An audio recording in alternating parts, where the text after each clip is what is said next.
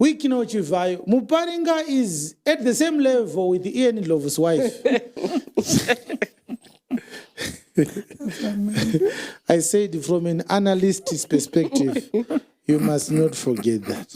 I'm analyzing. I love analyzing things. Saka Muparinga nemukadzi wa Ndlovu vakaenzana pamweya.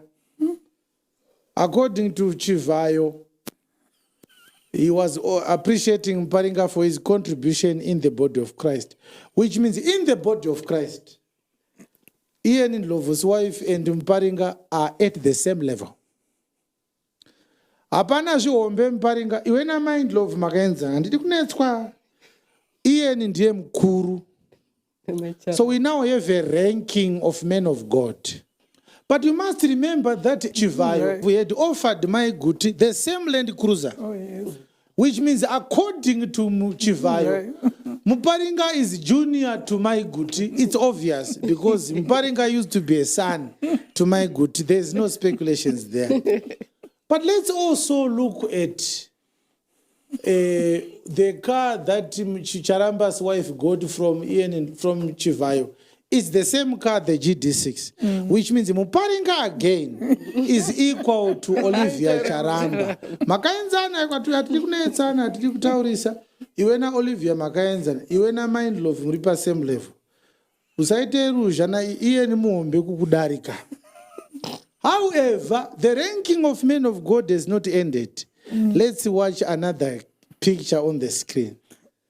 This time, we are seeing Jah Praiser and his wife receiving cars from Wikino Chivayo. To Jah Praiser, Wikino gave a Range Rover.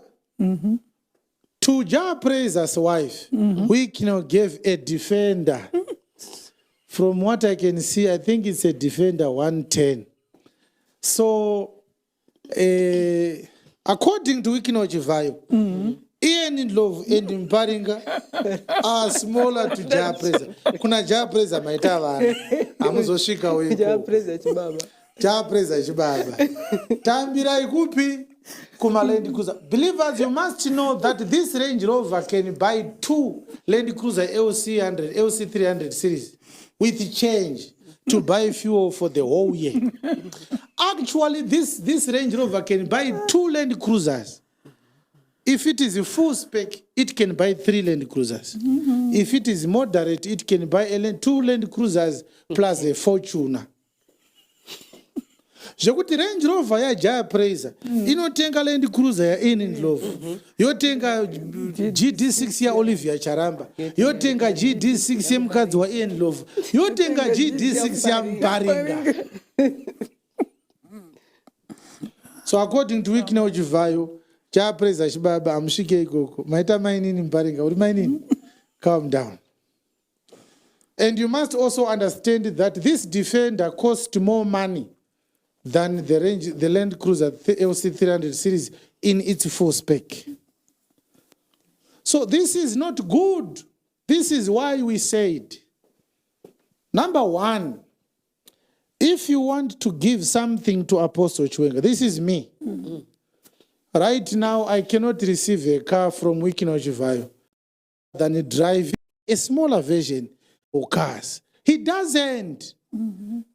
It's easy to ask Chivayo to prove that he can afford. Let him declare his tax returns. It's easy.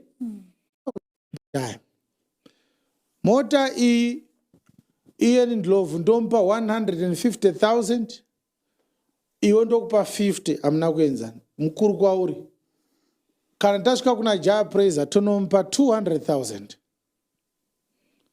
Jokuti Muparinga akasangana Jah Praiser, afana uti mdara. Muparinga akasangana Ndlovu, afana uti mdara. Muparinga akasangana naMai Ndlovu, oti wake. Tiri pa same level, anti mazona. Tiri gengare ma GD6 rega. Mai Charamba vari kupi, hande tino gocha. Tisu vari pa same rank.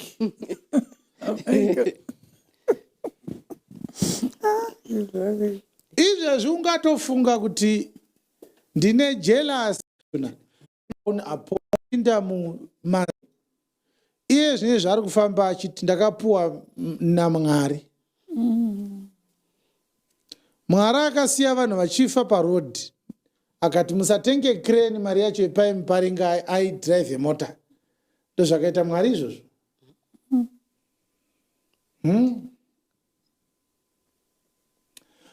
So I want to finally say there is a level of wisdom I hope our people in Zimbabwe shall develop, where if you celebrate corruption, you lose the right to complain against corruption.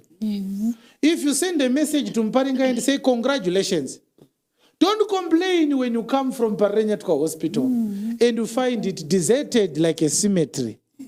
You have lost the right. You no longer have the moral high ground. Musuwo wakati makorokoto kuna Muparinga, kuna Ndlovu, kuna Olivia Charamba. Waiti makorokoto ku corruption.